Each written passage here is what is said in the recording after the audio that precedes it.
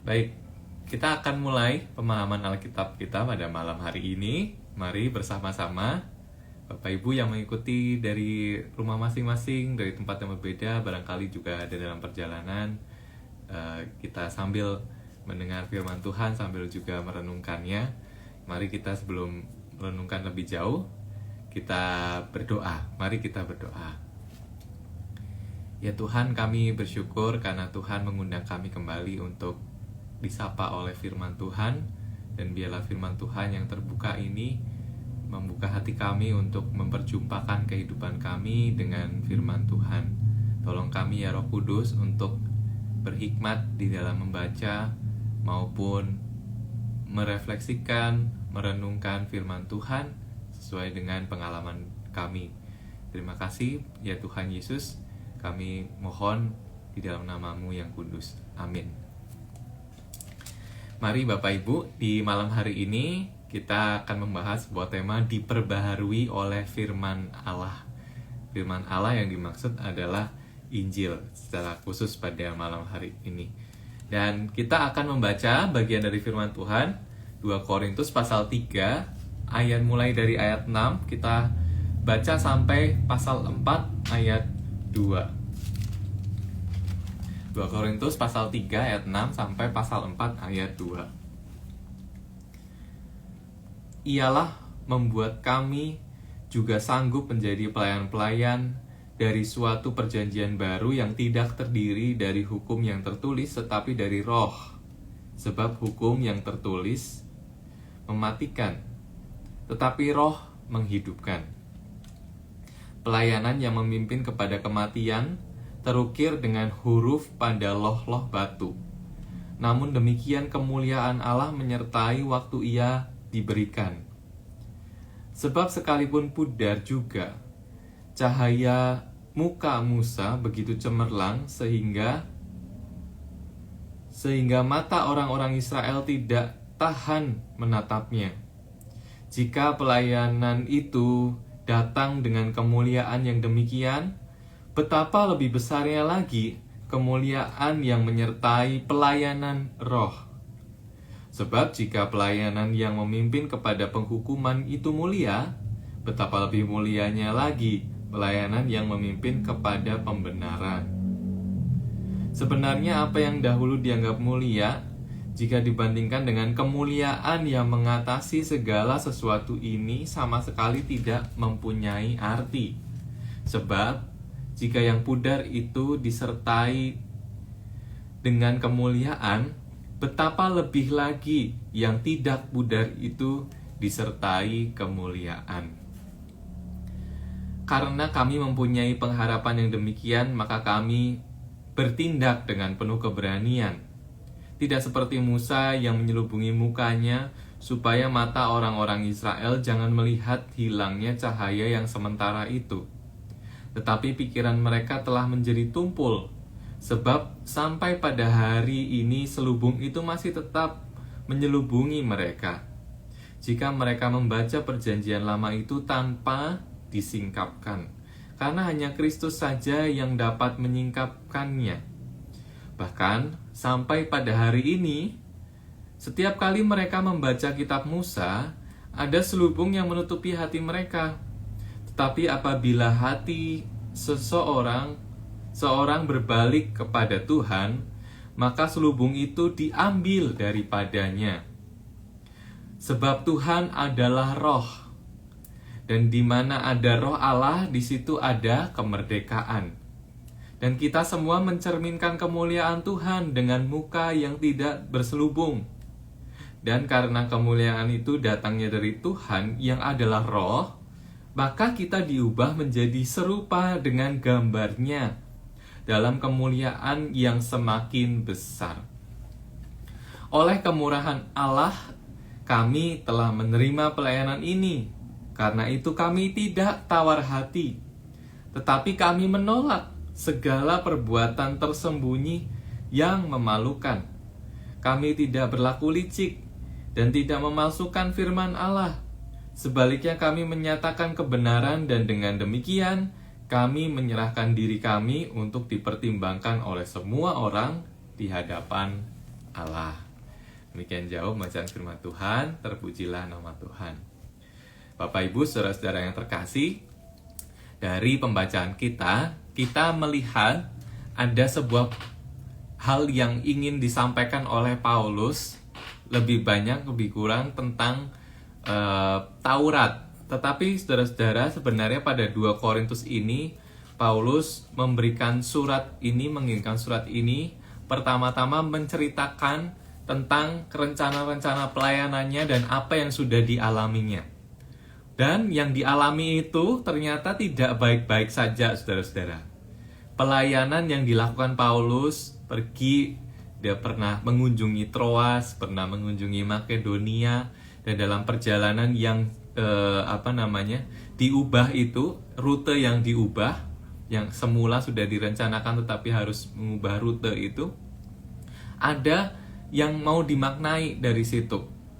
Ternyata perjalanan pelayanan Paulus itu tidak semulus yang dibayangkan. Kalau kita memandang orang-orang seperti ini adalah orang-orang yang besar, dikasih banyak orang, ditunggu banyak orang, tetapi juga dicari banyak orang. Termasuk orang-orang yang ingin mencelakai kehidupannya karena bersinggungan langsung dengan pekabaran Injil. Saudara-saudara, tentu dalam pelayanan tidak mudah ini Paulus banyak merasakan kedukaan dan kehilangan. Tetapi saudara-saudara, ketika Bapak Ibu melihat bahwa perjalanan Paulus ini diceritakan di 2 Korintus ini di awal, Paulus pun menyinggung bagaimana dia memaknai pelayanannya itu. Paulus membagikan sesuatu kepada jemaat yang membaca surat ini dan memaknai pelayanannya dan membagikan begini loh cara hidup baru untuk memandang apa yang kita lakukan selama kita melayani, baik itu tantangannya besar maupun kecil, dan itu yang mau dibagikan kepada jemaat pendengarnya yang sedang membangun iman sebagai seorang Kristen yang baru di awal mula-mula seorang percaya. Paulus menegaskan bahwa ini adalah sebuah perubahan hidup ketika manusia memandang kehidupannya itu berakar dan diarahkan mula-mula dari Taurat. Tetapi Paulus juga menegaskan bahwa kita juga punya cara hidup yang baru. Pelayanan kita didasarkan oleh Kristus dan dari Kristus. Nah, ini mau memperlihatkan kepada kita sesuai dengan tema pada hari ini, dibaharui oleh Injil Allah, dibaharui oleh firman Allah. Kalau seseorang percaya kepada Kristus, mengaku percaya dan hidup di dalam Kristus, maka dasar-dasarnya ini sudah berubah. Ada perpindahan, ada pembaharuan dari cara hidup, cara pandang terhadap hukum Taurat, yang awalnya punya cara pandang tersendiri terhadap hukum Taurat, ada firman Tuhan yang berbeda di masa lampau. Dan ketika bersama dengan Kristus, percaya pada Kristus, kita punya cara pandang yang baru, melihat hukum Taurat, melihat firman Tuhan, melihat pelayanan. Dan ketika mempersiapkan ini, saya terkadang juga teringat saudara-saudara, kalau kita seringkali bertanya ya, orang Kristen itu membaca Alkitab itu paling diutamakan yang mana gitu. Kan ada perjanjian lama dan juga perjanjian baru. Dan banyak yang katakan ini, perjanjian lama itu sudah tidak penting lagi karena kita mengarahkannya kepada perjanjian baru. Hanya ada satu benang merah dan itu mengarahkan kepada perjanjian baru. Lalu perjanjian lama hanya dijadikan referensi. Nah, saudara-saudara, apakah betul seperti itu? Dalam firman Tuhan yang kita baca saat ini, saudara-saudara, ini mau memperlihatkan Taurat itu bukan keliru. Taurat itu bukan sesuatu yang harus ditinggalkan oleh seorang yang percaya kepada Kristus. Meskipun hidupnya sudah dibaharui, sudah percaya pada Kristus, tetapi bukan semata-mata meninggalkan Taurat. Tetapi Paulus mau mengajak kita untuk kalau sudah percaya pada Kristus, bahkan mendedikasikan hidupnya kepada Kristus, kita diajak untuk punya cara pandang baru terhadap Taurat dan firman Tuhan. Nah, apa perbedaannya saudara-saudara? Cara pandang yang lama untuk melihat hukum Taurat, untuk melihat firman Tuhan, perintah Allah, cara pandang yang lama, dengan cara pandang yang baru sesuai dengan Injil. Nah, ini yang juga diungkapkan oleh Paulus pada perikop yang kita baca. Mari kita lihat satu persatu. Apa sih yang berubah ketika kita hidup di dalam Injil Tuhan Yesus Kristus? Apa yang berubah? Yang berubah adalah cara pandang kita yang menentukan kehidupan kita dalam melayani dan juga dalam kita beribadah. Yang pertama, saudara-saudara, apa yang manusia dibaharui dalam aspek apa? Dalam firman Tuhan, yang pertama saya memperlihatkan bagaimana Paulus menegaskan dia memaknai pelayanannya itu dengan cara yang baru. Ada sebuah pembaharuan iman ketika dia memaknai pelayanannya itu. Kalau dahulu kehidupan Paulus sebagai seorang yang berjuang mati-matian untuk menegakkan perintah Allah, hukum Taurat gitu ya. Bahkan bisa membunuh orang lain, bahkan bisa mencari orang lain supaya orang yang dianggap sesat itu bisa ditangkap. Tetapi saudara-saudara, dalam cara hidup baru dalam Kristus, dia melihat bahwa hukum Taurat itu sudah diubah pandangannya ketika dia melihat firman Allah, dan apa yang dilakukannya sekarang ini dalam pelayanannya itu bukan didasarkan dari sebuah kewajiban dan mempertahankan perintah Allah apapun caranya.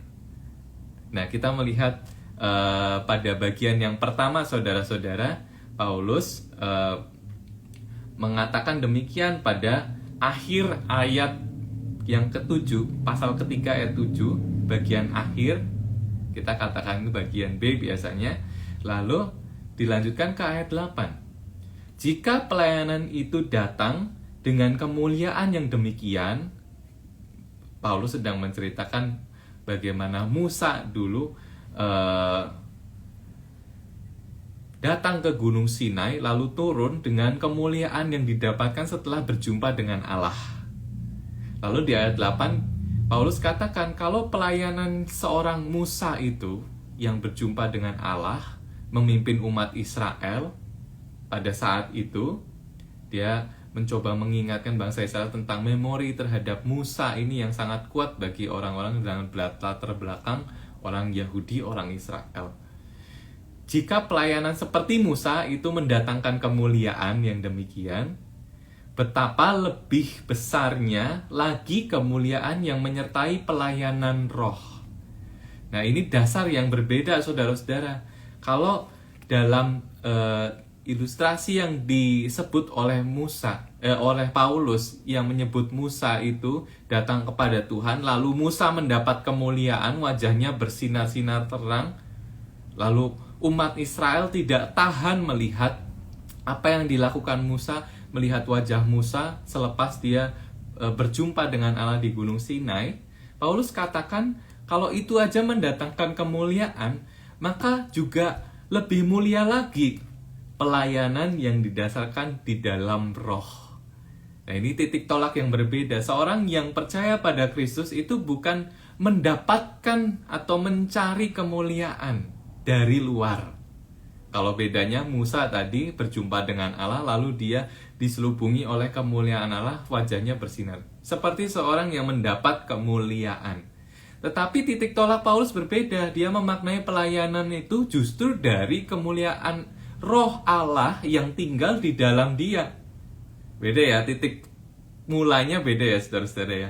Kemuliaan itu dapat dari luar, kalau di dalam hukum Taurat, menurut cara pandang yang lama hukum Taurat, kemuliaan itu datang dari luar setelah melakukan hukum Taurat, setelah melakukan perintah Allah. Tetapi di dalam Kristus kita dibaharui nih pemahaman iman kita, bahwa kemuliaan itu bermula ketika kita hidup di dalam roh, melayani Tuhan, bermula dari roh Allah. Ketika kita percaya pada Kristus, kasih karunia Allah, roh Allah itu tinggal di dalam kita, dan itu mendorong kita untuk melakukan sesuatu pelayanan. Paulus memaknai bahwa pelayanan yang tidak mudah itu bukan semata-mata menjadi keberhasilan dirinya sendiri, saudara-saudara. Berulang kali Paulus katakan, Apakah kami bisa memuji diri karena apa yang telah kami lakukan? Di ayat-ayat yang pertama di pasal ketiga itu saudara-saudara akan mendapati itu. Apakah dengan segala rangkaian dan perjuangan pelayanan yang sudah dilakukan itu kita bisa memegahkan diri atau mencari memuji atau mencari kemuliaan diri? Tidak bisa. Paulus katakan demikian. Tidak perlu mencari kemuliaan di luar karena justru kita dilingkupi oleh kemuliaan Allah dan didorong untuk melayani. Pelayanan Paulus, apa pemberitaan Injil yang dilakukan Paulus, kebaikan yang ditularkan oleh Paulus dan jemaat pada saat itu dimaknai bukan semata-mata untuk mencari kemuliaan. Tidak seperti pandangan Taurat, kalau kita melakukan perintah Allah, baru kita mendapatkan sesuatu, mendapat kemuliaan itu. Ya. Saya jadi ingat saudara-saudara tentang kisah tentang seorang kaya yang datang kepada Yesus. Mungkin ini kisah yang berbeda, tetapi saya ketika mempersiapkan ini jadi ingat gitu ya. Seorang yang kaya ini datang kepada Yesus dan katakan, ini loh Tuhan, saya ini sudah melakukan hukum Taurat dari A sampai Z. 10 perintah Allah sudah lengkap. Menghormati orang tua udah gak kurang-kurang. Gak pernah membunuh seseorang, gak pernah. Mencuri juga gak pernah. Semuanya lengkap lah Tuhan. Lalu bagaimana ya? Apa yang kurang lagi ya? Supaya melengkapi nih. Apa yang belum aku lakukan untuk memperoleh kehidupan yang kekal. Yesus katakan apa saudara-saudara? Tinggalkan hartamu, ikutlah dengan aku. Tapi orang kaya yang masih muda itu tidak mau ikut Yesus. Nah saudara-saudara, ini pandangan dari seorang muda ini juga mewakili pandangan orang yang hidup dengan cara pandang yang lama memandang firman Tuhan. Kalau orang memandang firman Tuhan dengan cara pandang orang Yahudi pada saat itu memandang hukum Taurat, dia lakukan dulu semua perintah Allah. Ya kalau kita sekarang ini berbuat baik udah gak kurang-kurang lah. Orang yang sangat baik sekali dengan orang lain, seorang yang sangat dermawan dengan orang lain, gak kurang-kurang beribadah juga, pelayanannya juga gak kurang, bahkan misinya juga gak kurang, ya pergi ke tempat tertentu untuk melakukan pelayanan misi dan sebagainya. Dan itu dilihat sebagai sebuah hitungan untuk mendapat kemuliaan. Ini Tuhan loh, saya sudah melakukan ini dan itu sesuai dengan perintahmu. Sekarang bagianku mana nih? Sekarang bagian saya mana? Saya bisa dong mendapatkan surga dan kehidupan kekal itu. Nah, itu cara pandang yang lama. Tetapi cara yang pandang yang baru, kita ini sudah punya Roh Kudus di dalam diri kita. Ketika kita percaya pada Kristus, Kristus bersama dengan kita, Roh Allah bersama dengan kita, kemuliaan Kristus sudah di dalam diri kita, dan itu justru mendorong kita untuk melakukan karya kebaikan apapun tanpa tujuan untuk mencari kemuliaan. Loh, kita sudah punya kemuliaan itu kok di dalam Kristus. Sejak kita percaya pada Kristus, kemuliaan Kristus terpancar di dalam diri kita. Kita merasakan. Beda ya. Tadi pemahaman yang lama, seseorang merasa belum dapat apa-apa nih, maka harus melakukan A sampai Z untuk mendapatkan sesuatu, yaitu kemuliaan. Tetapi orang yang hidup di dalam Injil diperbarui pemahaman imannya. Seseorang diperbarui. Seorang tidak lagi mencari sesuatu, tapi dia pertama-tama sudah merasa dia sudah mendapat sesuatu dari Allah. Maka itu disebut dengan kasih karunia. Karunia Allah, yaitu Roh Allah yang mendorong dia untuk melakukan karya kebaikan apapun, karya kasih apapun yang terpancar dari Yesus Kristus. Titik tolaknya, seseorang sudah dapat, maka dia memberi dalam kehidupannya. Ini saya menggambarkan ini sebagai dengan cerita nih ya dari anak sekolah minggu yang dia sangat-sangat obsesi, rajin sekali, senang sekali datang ke sekolah minggu. Karena apa, saudara-saudara? Kalau ditanya kenapa sih? Oh, senang ya datang ke sekolah minggu. Iya, senang gitu. Karena apa?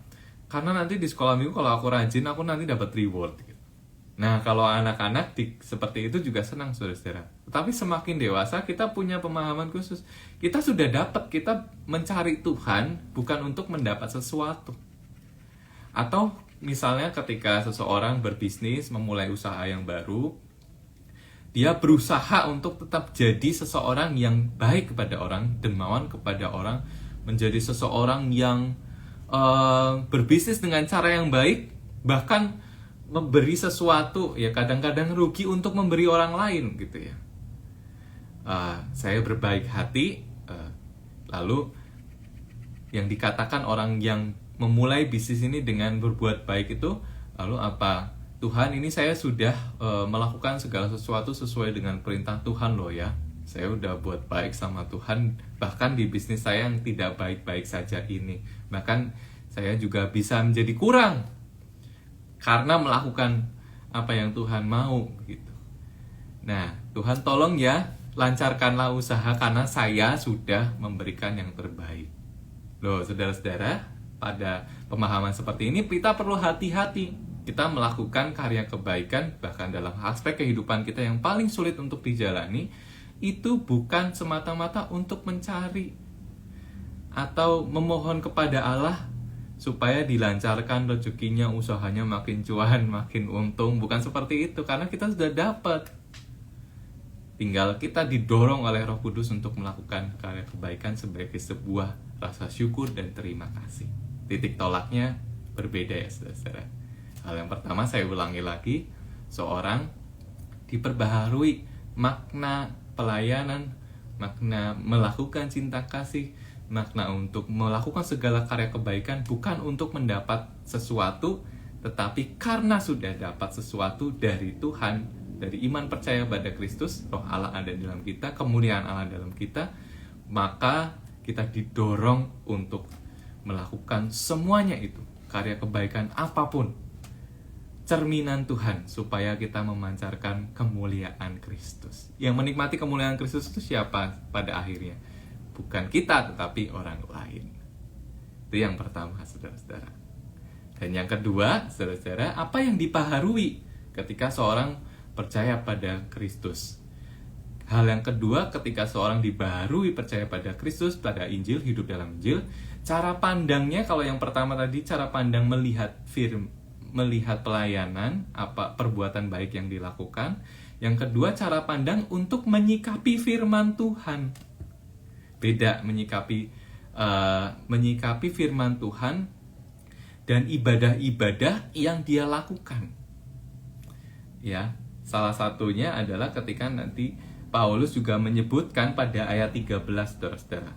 Mari kita baca kembali ayat 13. Tidak seperti Musa yang menyelubungi mukanya supaya mata orang-orang Israel jangan melihat hilangnya cahaya sementara itu. Lalu ayat 14, tetapi pikiran mereka telah menjadi tumpul, sebab sampai pada hari ini selubung itu masih tetap menyelubungi mereka jika mereka membaca perjanjian lama itu tanpa disingkapkan, karena hanya Kristus saja yang dapat menyingkapkannya. Seorang membaca firman Tuhan, Taurat Tuhan pada cara hidup yang lama itu transaksional, saudara-saudara. Seperti tadi yang di pahaman pertama juga sama berlaku di dalam bagian ini. Kalau tadi di awal dalam kehidupan sehari-hari, dalam kehidupan pelayanan, saya bisa melakukan apa kepada Tuhan, lalu Tuhan berikan pada saya. Itu dalam kehidupan sehari-hari. Tetapi juga dalam kehidupan ibadah kita bisa juga untuk menjadi tumpul seperti bangsa Israel pada saat itu yang membaca perintah Allah, loh-loh batu yang dibawa oleh Musa dari Gunung Sinai itu bukan melihat kepada Tauratnya, kepada perintah Allahnya, dan bukan melihat kepada Allahnya, tetapi melihat kepada kemuliaan itu. Sekali lagi mencari kemuliaan dalam kehidupan rohaninya, dalam kehidupan peribadatannya. Mengapa sih orang bangsa-bangsa Israel ini, kita perlu memeriksa, saudara-saudara, kenapa ya bangsa Israel ini kok bisa membuat patung-patung dewa baru, sesembahan baru? Mereka semata-mata karena merasa bahwa mereka tidak mendapatkan kemuliaan itu ketika Musa ada di Gunung Sinai. Dan ketika Musa turun dari Gunung Sinai pun yang dipandang bukan Allahnya yang berbicara pada mereka, bukan saudara-saudara. Tetapi kemuliaan Musa, mereka terpesona dengan cahaya wajah Musa selepas berjumpa dengan Allah. Mereka mengagumi itu. Jadi kita bisa saja seperti bangsa Israel punya kecenderungan untuk, kalau tadi yang pertama mencari kemuliaan, sekarang memuja kemuliaan. Memuja kemuliaan itu kita mencari kemuliaan lalu menyembah kemuliaannya, tapi fokusnya terhilang dari Tuhan. Yang mestinya diarahkan pada Tuhan justru kepada kemuliaannya itu. Karena cara pandang hidup yang lama ini, pada Taurat ini, seseorang orientasinya mencari kemuliaan. Mereka merasa bahwa belum ada nih kemuliaan dalam diri kita karena belum kenal Yesus Kristus. Nah saudara-saudara, pada saat yang dalam kesempatan ini Paulus mau mengingatkan bahwa kita sendiri yang memancarkan kemuliaan Allah yang tidak memudar. Kalau kemuliaan yang diterima oleh Musa sampai wajahnya bersinar, Paulus katakan bisa memudar gitu ya. Bisa memudar, hanya sementara. Kemuliaan yang didapat dari luar itu hanya sementara. Tetapi kemuliaan yang terpancar dari dalam hati itu kekal, itu eksis, itu akan terpancar lebih lama daripada kemuliaan yang coba raih dari luar.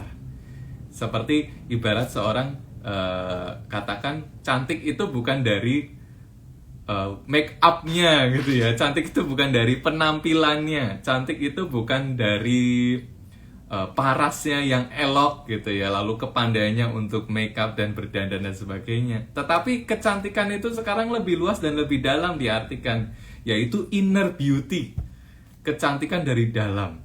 Pancarannya bukan mulai dari luar tapi dari dalam. Kenapa? Karena seorang itu sangat baik, seorang itu bisa sangat ramah terhadap orang lain, seseorang bisa sangat menopang orang lain gitu ya, dan memberikan segala sesuatu yang menguatkan orang lain, mendampingi orang lain dan memberikan semangat. Dan itu dibaca sebagai inner beauty, sebuah pancaran dari dalam. Kemuliaan itu tidak datang dari luar dan tidak kita cari. Seseorang bisa memuja kemuliaan itu bukan awalnya karena tidak merasa bahwa kemuliaan itu datang dari dalam dirinya. Ini menjadi sebuah kehati-hatian bagi kita sebagai bangsa Israel itu mencari kemuliaan dan memuja kemuliaan saja, bukan Allahnya. Ini menjadi kehati-hatian bagi kita ketika kita hidup di dalam cara pandang Injil yang baru, kita tak lagi memuja kemuliaan. Contohnya seperti apa sih memuja kemuliaan itu, saudara-saudara, dalam kehidupan peribadatan kita, dalam kehidupan rohani kita? Contohnya ketika misalnya, saudara-saudara, dulu di masa kita mungkin sebagai orang Kristen mungkin bukan 1-2 tahun saudara-saudara, dan sebelum pandemi kita juga pernah mengalami sebagai seorang Kristen yang rajin datang ke gereja setiap minggu, bahkan pelayanan di hari-hari biasa, beribadah juga di hari-hari biasa, datang ke gereja. Ada orang-orang yang merasakan bahwa saya ini lebih ngeh gitu ya, lebih terasa gitu, lebih kroso kalau lebih mantep kalau misalnya beribadah di gereja. Nah, ada pengalaman kita bersama saudara-saudara di masa pandemi ini, kita tidak bisa ke gereja.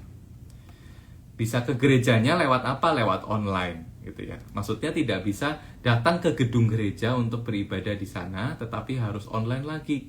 Ibadah bergereja secara daring. Hubungannya jarak jauh seperti ini ya, saudara-saudara ya. Ada orang yang merasa susah sekali, bergumul sekali gitu ya. Saya lebih ngeh gitu, lebih lebih mantap gitu ibadah di gereja gitu. Apalagi mencari suasana-suasana gereja yang saya harapkan, suasana-suasana gereja yang saya pengen mengalami pengalaman beribadah yang sangat-sangat luar biasa menyentuh hati saya. Mulai dari musiknya yang luar biasa, sound systemnya, layarnya yang hebat dan besar, lalu liturginya yang digarap dengan sangat-sangat cantik dan apik gitu. Saya pengen mencari itu. Nah, saudara-saudara, karena ketika seseorang sangat terobsesi menikmati datang ke gereja motivasinya untuk menikmati ibadah, jadinya apa saudara-saudara? Kalau dia datang ke sebuah gereja yang tradisional, gereja reformasi seperti GKI, gereja yang secara rutin mungkin liturginya sama gitu ya. Lalu ada satu kesempatan, dua kesempatan, pemusiknya nggak lengkap saudara-saudara, hanya satu orang dengan satu instrumen gitu ya. Lalu liturginya seperti itu, suasananya masih sama gitu. Oh, dia merasakan kok gini sih ibadahnya sih gitu ya. Kok nyanyinya kurang bagus sih. Ini ada misalnya singer-singernya ini juga baru belajar, baru melayani gitu ya. Kok gitu sih nyanyinya. Jadi pulang tuh bukan dengan damai sejahtera dan melihat mendapat sesuatu, tetapi dengan keluhan dan dengan kritikan begitu ya. Ini ibadah ini tidak membangun saya. Kurang keren nih, kayak gereja lain dong yang keren dong. Sound sistemnya bagus gitu ya. Penampilannya bagus, ada persembahan pujian yang bagus sekali begitu ya, spektakuler. Nah, itu dikatakan salah satu penulis penulis buku spiritualitas, dia katakan hati-hati, karena kita kalau punya pandangan seperti itu, kita datang ke ibadah untuk mencari sensasinya, untuk mencari pengalamannya, spektakulernya dan keindahan kebaktian itu, kita hati-hati, kita barangkali sedang memuja penyembahan. Kita berharap bahwa kalau kita sudah ibadah gitu ya, datang ke gereja, atau bahkan nonton online, ibadah online gitu ya, tapi tidak sesuai dengan ekspektasi kita. Misalnya singernya kurang bagus nyanyinya, atau pemandunya kurang bagus nyanyinya, atau musiknya juga kurang bagus, sederhana sekali. Lalu kita merasa kita nggak dapat apa-apa. Ya, itu namanya diistilahkan oleh seorang bernama Gary Thomas sebagai kepuasan rohani. Kita itu hanya mengejar kemuliaan, mengejar kepuasan rohani. Karena merasa bahwa kita ini datang kepada Tuhan untuk mendapatkan sesuatu gitu ya. Bukan karena telah mendapat sesuatu maka kita memenuhi undangan Tuhan. Nah, ini cara pandang yang berbeda saudara-saudara dari cara hidup yang lama, seperti bangsa Israel yang hidup di dalam Taurat. Mereka mencari kemuliaan.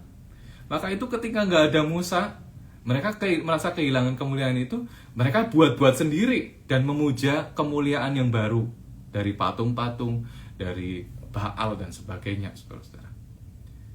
Tetapi seseorang yang sudah memaknai di dalam diri kita ada Kristus, ada Roh Allah, kemuliaan ada dalam diri kita, kita sudah dapat. Nah, kita datang dalam ibadah itu dengan penuh rasa syukur.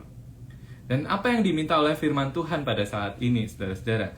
Di ayat 15, firman Tuhan katakan demikian, bahkan sampai pada hari ini setiap kali kami membaca kitab Musa, ada selubung yang menutupi hati mereka. Mengejar kepuasan rohani, mencari kepuasan rohani, mencari kemuliaan yang dimaksud itu adalah selubungnya. Selubungnya orang masih mengharapkan sesuatu gitu ya. Dia dapat apa? Nah, itu yang diminta oleh firman Tuhan untuk kita membuka selubung itu dengan cara apa, saudara? Caranya kita berbalik kepada Tuhan seperti yang dikatakan pada ayat 16. Demikian. Tetapi apabila hati seorang berbalik kepada Tuhan, kalau tadi orientasinya itu memandang kepada apa sih yang bisa saya dapat dari Tuhan, apa sih yang bisa saya dapat ketika saya melakukan perintah Tuhan, ketika saya melayani, ketika saya mengabarkan kebaikan Tuhan, itu apa yang saya dapat. Tetapi ini mau dikembalikan, diarahkan ke jalan yang betul gitu ya, ke arah yang satu, yaitu kepada Tuhan lagi, kembali berbalik kepada Tuhan. Maka kata firman Tuhan ayat 16 tadi diteruskan, selubung itu diambil daripadanya. Jadi orang mengalami kemerdekaan, orang mengalami kemuliaan itu terasa kembali di dalamnya dan mendorong dia untuk semakin melakukan firman Tuhan. Kita sendiri mencerminkan kemuliaan itu, dan yang merasakan itu bukan hanya diri kita lagi, tetapi orang lain. Dan ini yang menjadi pembeda ya saudara-saudara dari dua hal itu. Yang pertama, kita memaknai bukan kita mencari kemuliaan dalam laku baik kita, karya baik kita, karya kita yang penuh kasih, tetapi kita memaknai kita sudah mendapat. Tapi juga bukan lagi memuja kemuliaan itu, mencari kemuliaan dan memujanya untuk mendapatkan sensasi agar kita terpuaskan secara rohani. Bukan seperti itu, tetapi kita mengarahkan diri untuk melihat Allah semata. Kita memasuki masa prapaskah, saudara-saudara. Dan di masa prapaskah ini kita diajak untuk melakukan puasa kebaikan, pantang untuk mengiyakan segala sesuatu yang tidak bisa kita kendalikan dan mengarahkan hati kita kepada Tuhan. Kita melakukan segala sesuatu yang Tuhan inginkan dan mengalahkan ego kita. Nah, dalam ibadah kita itu, saudara-saudara, ibadah sehari-hari kita yang berpuasa dan berpantang dengan cara kita masing-masing dan kebutuhan kita masing-masing dan penghayatan kita sesuai penghayatan kita masing-masing, kita diajak, saudara-saudara, untuk sekali lagi melakukan itu semua bukan untuk mencari kepuasan rohani. Kalau saya sudah puasa, maka Tuhan akan kasih saya lebih. Saya sudah melakukan apa loh yang Tuhan inginkan, lalu mana nih bagian saya nih Tuhan? Bukan seperti itu. Puasa kita untuk semata-mata berbalik kepada Tuhan, mengarahkan diri kita bukan untuk mencari atau memuja kemuliaan, tetapi semata-mata untuk mengarahkan diri kepada seseorang. Seorang yang hidupnya di dalam Injil, saudara-saudara, kita bisa simpulkan dari cara hidup yang lama, kita merasa kosong, tidak mendapat apapun dan mencari kemuliaan. Tetapi cara hidup di dalam Injil, seseorang yang sudah berpindah dengan cara hidup yang baru ini dalam Injil, kita punya pemahaman, kita sudah diberi, lalu maka itu kita memberi. Karena kita sudah percaya dan telah mendapat, beroleh kasih karunia dan keselamatan dari Kristus, itu dasarnya, maka kita tidak ragu memberi. Di ayat yang paling terakhir tadi kita katakan, Paulus katakan, oleh karena itu aku melakukan ini semua tidak tawar hati, nggak kecewa, nggak ada rasa hambar dalam hati, karena melihat tantangan pelayanan, tantangan karya baik yang dilakukan Paulus itu tidak semudah yang dibayangkan. Tetapi dia tidak merasakan kecewa tuh, dia tidak merasakan kehilangan, karena dia sudah merasakan mendapat. Nah, itu cara pandang baru di dalam hidup di dalam Injil. Kiranya kita bersukacita menjalani ibadah kita selama masa prapaskah ini dan juga karya layanan kita, apapun kebaikan kita di kehidupan keluarga, kehidupan di kantor kita, pekerjaan kita masing-masing, maupun kehidupan yang paling biasa yang kita lakukan sampai kehidupan peribadatan kita. Sampai di sini dulu Bapak Ibu. Apakah ada pertanyaan atau tanggapan dari Bapak Ibu, kesan-kesan terhadap ketika membaca firman Tuhan ini, ketika menggumuli firman Tuhan ini? Adakah pengalaman yang mau dibagikan? Melalui kolom komentar juga boleh, saya akan bacakan, dan siapa tahu ini diharapkan memperkaya pemahaman Alkitab kita pada malam hari ini. Silakan Bapak Ibu.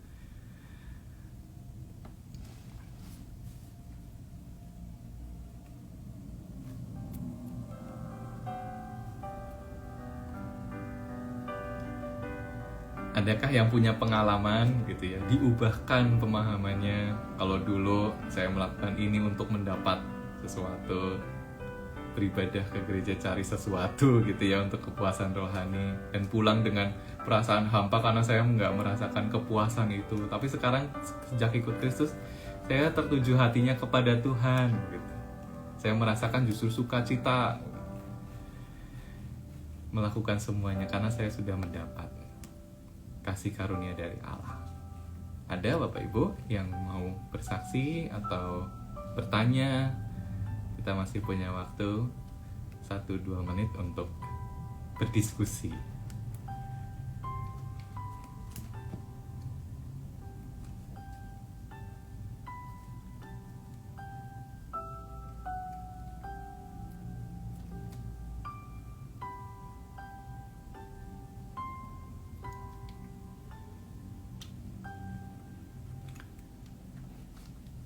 Adakah? Jika belum ada, kita akan tutup sebentar lagi pemahaman Alkitab kita.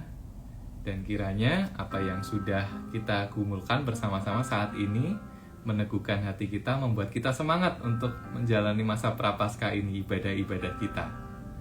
Dan juga pelayanan kita yang masih kita lakukan. Dengan tidak tawar hati, tapi kita bersyukur sekali dengan Tuhan. Karena itu berasal dari dorongan Roh Kudus, bukan untuk mencari kemuliaan dari luar. Inner beauty kita terpancar dari dalam diri kita. Karena Kristus. Mari, oh iya ada pertanyaan. Terima kasih Bapak Andrea, dari Pak Andreas. Oh iya, ternyata ada pengumuman ya. Saya sampaikan pengumuman dari Pak Andreas, ini salah satu pengurus dari pemahaman Alkitab. Terima kasih kesetiaan Pak Andreas juga untuk melayani di sini. Pak Andreas menyampaikan, saya juga menyampaikan Bapak Ibu, pada tanggal 7 Maret nanti akan ada penyegaran pengkhotbah awam. Jadi Bapak Ibu yang selama ini belum punya kesempatan berkhotbah pun juga bisa ikut. Ya, kita sama-sama belajar berkhotbah, termasuk juga saya juga belajar juga, saudara-saudara. Semua orang bisa mengembangkan dirinya melalui webinar ini. Tanggal 7 Maret di malam hari secara online, nanti Bapak Ibu bisa mendaftar melalui kantor gereja GKI Ngagel. Mari kita tutup di dalam doa Bapak Ibu, pemahaman Alkitab kita pada malam hari ini. Kita berdoa. Ya Bapa, kami bersyukur karena Tuhan mencerahkan kami melalui firman Tuhan, dan biarlah itu meneguhkan kami sebagai orang yang percaya pada Kristus dan hidup di dalam Kristus. Biar senantiasa Tuhan menanamkan sukacita dalam hati kami untuk hidup selalu di dalam Tuhan dan melakukan segala karya baik kami sebagai sebuah persembahan yang hidup pada Tuhan. Kami percaya kemuliaan Kristus berada bersama dengan kami, dan kami tak perlu lagi mencari kepuasan rohani karena Tuhan telah memuaskan kami dengan banyak hal yang tak mampu kami raih sendiri, yaitu kasih karunia Allah yang mau datang kepada kami, menyelamatkan hidup kami. Terima kasih ya Kristus, sertailah kehidupan kami, kesehatan kami, pemulihan dari COVID-19 bagi saudara-saudara kami yang sedang ada dalam masa perawatan, dan berdoa untuk keluarga kami yang terkasih dalam pergumulan pekerjaan dan studinya, anak-anak kami yang menyelesaikan studi dan sekolahnya. Kami serahkan kehidupan kami di dalam tangan kuasa nama Tuhan. Amin. Selamat berjumpa kembali Bapak Ibu dalam pemahaman Alkitab, dan pelayanan GKI Ngagel yang lain Bapak Ibu juga bisa ikut berpartisipasi. Kita saling berbagi bersama, menguatkan iman kita, saling menyebarkan berita kebaikan Tuhan dalam hidup kita sehari-hari melalui pelayanan kita bersama. Sampai jumpa, Tuhan Yesus memberkati.